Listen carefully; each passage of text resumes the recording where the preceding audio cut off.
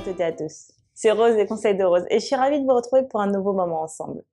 Après plusieurs semaines sans vidéo, le thème d'aujourd'hui a été une évidence, la procrastination. Alors, en matière d'investissement, la procrastination est un défaut qu'on peut tous avoir de temps en temps. Je m'étais promis il y a déjà quelques mois que j'allais m'occuper de mon patrimoine sérieusement, alors même que je suis une professionnelle du patrimoine, et en 5 mois, je n'ai toujours rien fait. Donc aujourd'hui, on va parler de la procrastination en 5 points. C'est parti! Premier point, pourquoi on procrastine? Alors, en matière d'investissement, procrastiner, c'est très courant. Tout simplement pour plusieurs raisons. Déjà, les investissements, c'est un champ d'expertise que on ne comprend pas forcément.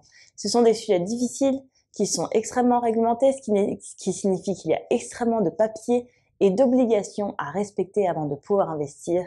Et cette paperasse est souvent très lourde et assez rebutante. La deuxième raison de pourquoi on procrastine, c'est aussi peut-être parce que les professionnels du patrimoine sont parfois peu connus, difficiles à trouver, et que ceux qu'on connaît, comme par exemple nos banquiers, n'ont pas forcément une très bonne réputation, malheureusement, ce qui entraîne un manque de confiance. Donc procrastiner en matière d'investissement, c'est très facile. Alors, deuxième point, est-ce que arrêter de procrastiner, c'est possible? Alors oui, c'est possible. Mais la plupart du temps, on a besoin d'une impulsion, d'une personne qui va venir, il faut faire ça, c'est bien pour toi. Et qu'on en soit convaincu que cette impulsion est ce qu'il nous faut. Donc, cette impulsion qui va mener à une décision, c'est comme ça qu'on arrête de procrastiner.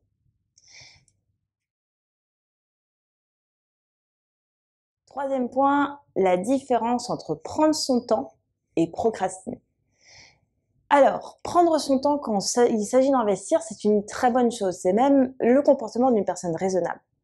Par contre, procrastiner, c'est pas forcément bon pour vous. Et en général, c'est pas bon pour vous. Prendre son temps sur un investissement, c'est réfléchir à cet investissement et prendre du temps pour y réfléchir.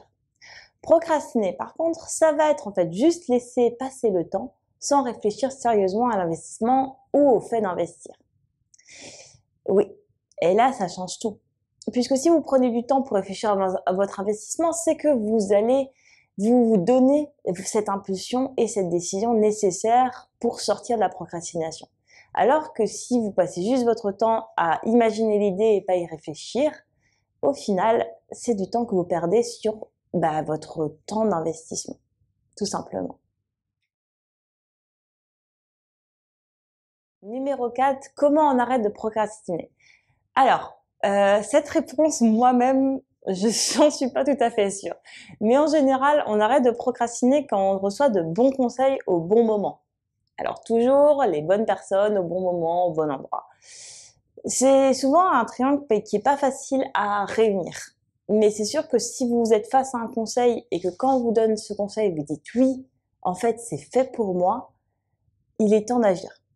Et vraiment, il est temps d'agir.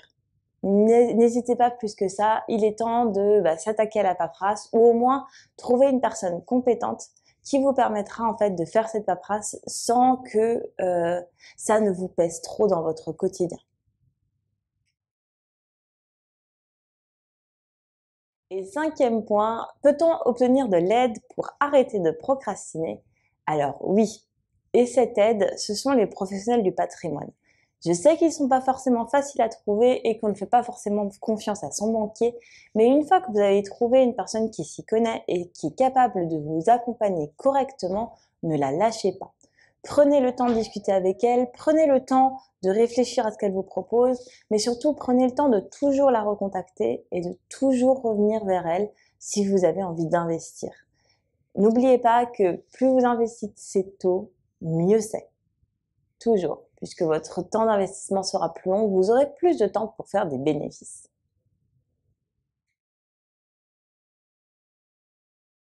Alors voilà pour moi, c'était les 5 points sur la procrastination. Alors, je ne sais pas si cette vidéo va vraiment vous aider, mais en tout cas, moi, ça m'a aidé à me donner cette fameuse impulsion qui va mener à cette décision.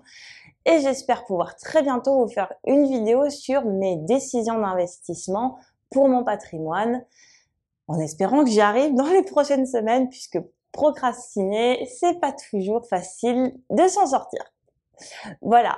Alors, si cette vidéo vous a plu, qu'elle vous a été utile, que au moins vous a fait un peu rigoler en vous montrant que même une professionnelle du patrimoine peut procrastiner sur son propre patrimoine, alors n'hésitez pas à la liker, à la commenter et à la partager.